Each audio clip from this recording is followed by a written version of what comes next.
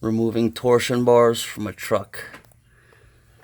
Lift the vehicle up on jack stands, unload the weight off of the vehicle. Spray penetrating oil on all the entry points of the torsion bar. And then remove the loading bolt, like I said, only when the wheels are off the ground.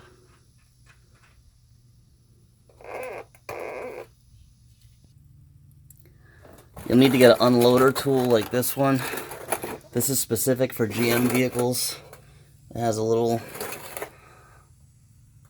hole up there where a nipple goes through and locks it in.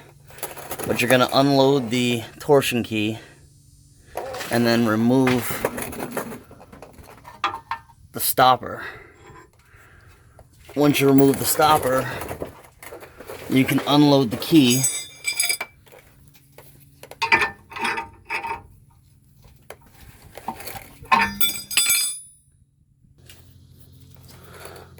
Once you remove the unloader tool, grab the torsion bar and you'll be able to move it. That's how you know it's loose. You'll come into this peephole in the back and you'll need a punch and a hammer, and you'll have to drive it forward towards the front of the vehicle and the key will drop out. Once you punch it out far enough, the key will drop down.